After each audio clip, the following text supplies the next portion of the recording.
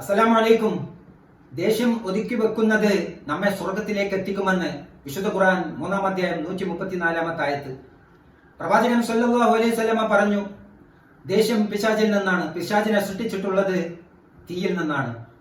അതുകൊണ്ട് നിങ്ങൾ wudu എടുക്കുക. ദേഷ്യം വരുമ്പോൾ നിങ്ങൾ നിൽക്കുകയാണെങ്കിൽ നിങ്ങൾ ഇരിക്കുക, ഇരുന്നിട്ടും ദേഷ്യം ഒതുങ്ങുന്നില്ലെങ്കിൽ നിങ്ങൾ കിടക്കുക. പ്രവാചകൻ സല്ലല്ലാഹു അലൈഹി വസല്ലമ പറഞ്ഞു, ലൈസ ശദീദു ബിസ്സുറഅ ഇന്നമ ശദീദു അല്ലദീ യംലികു നഫ്സഹു ഇൻദൽ ഗളബി.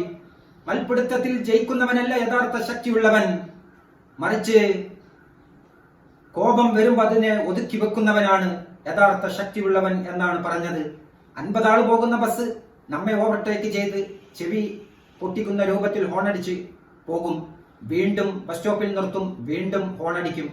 അപ്പോൾ നമ്മൾ എന്ത് ചെയ്യണം? നമ്മൾ ഒരു സ്ഥലത്തേക്കാണ് പോകുന്നത്, ബസ്സിലുള്ളവർ 50 സ്ഥലങ്ങളിലേക്കാണ് പോകുന്നത്. നമ്മൾ ദേഷ്യം ഒതുക്കി വെക്കണം.